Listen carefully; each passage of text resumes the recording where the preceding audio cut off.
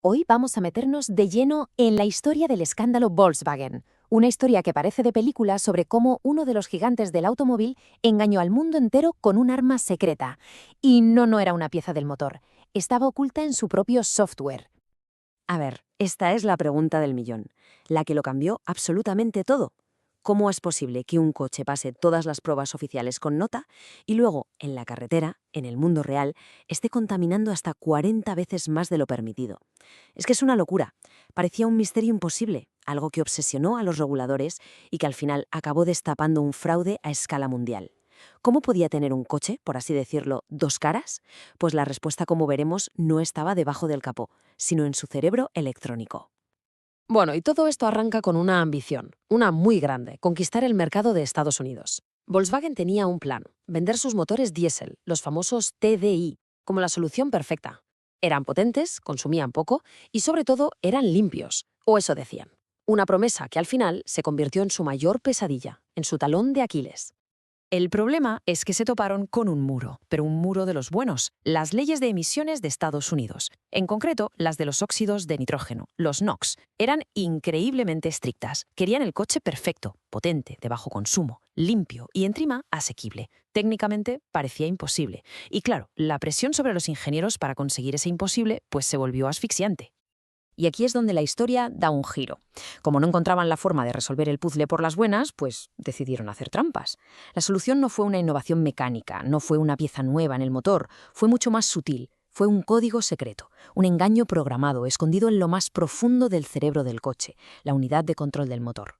El nombre técnico es dispositivo de desactivación, o como se le conoce en todo el mundo, defeat device.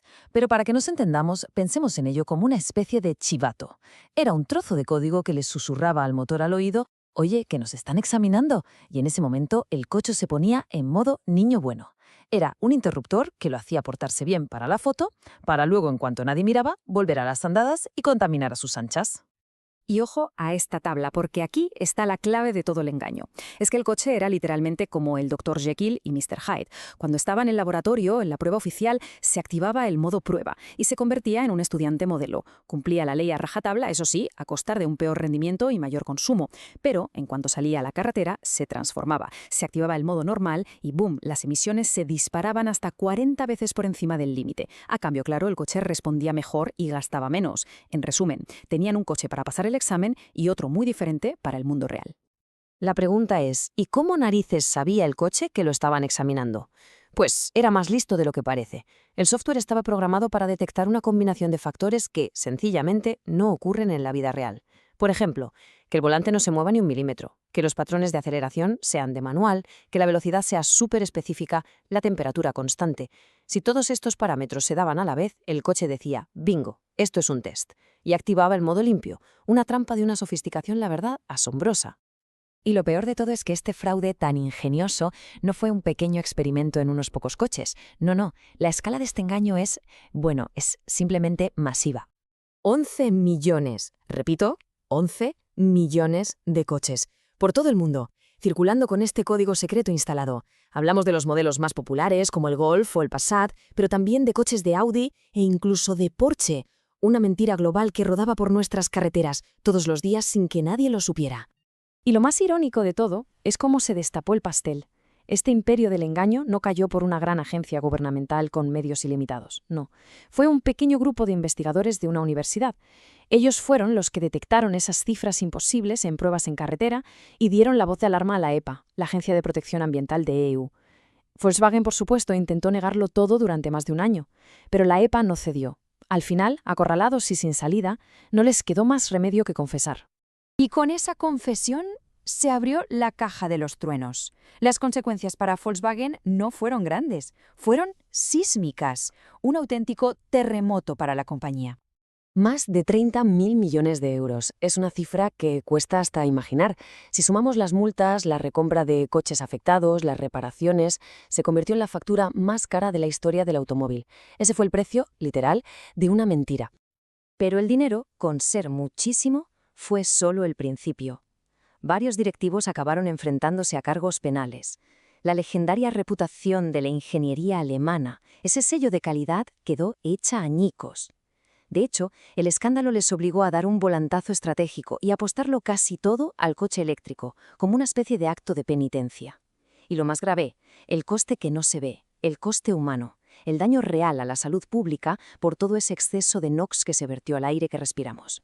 Claro, con la caída de Volkswagen, una pregunta empezó a flotar en el aire, una pregunta inevitable.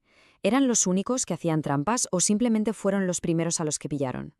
La respuesta corta es no, ni de lejos. El Dieselgate de Volkswagen fue solo la punta del iceberg. Abrió la caja de Pandora y de repente toda la industria del automóvil estaba bajo sospecha. Como se puede ver aquí, la onda expansiva fue brutal. De repente, grandes nombres como Mercedes, Fiat Chrysler, Renault, todos se vieron envueltos en acusaciones prácticamente idénticas. Y de pronto quedó claro que esa diferencia abismal entre lo que un coche diésel contaminaba en el laboratorio y lo que contaminaba en la carretera no era la excepción, era la norma. Ahora bien, aquí hay un matiz legal que es súper importante. Lo de Volkswagen fue una trampa, digamos, de libro, deliberada y confesa, un software diseñado con un único propósito, engañar en el test. El resto de fabricantes se defendió moviéndose en una especie de zona gris legal. Su argumento era que su software solo desactivaba los controles de emisiones para proteger el motor en ciertas condiciones, como temperaturas muy bajas, algo que la ambigua ley europea de la época parecía permitir. Para muchos, una excusa muy conveniente, claro. Al final, lo que el Dieselgate sacó a la luz fue una verdad muy incómoda, que el sistema estaba roto. Las pruebas oficiales eran tan predecibles, tan artificiales, que para la industria era mucho más rentable aprenderse los trucos para copiar en el examen que estudiar de verdad para la vida real. El objetivo, tristemente, no era reducir la contaminación, era pasar el test.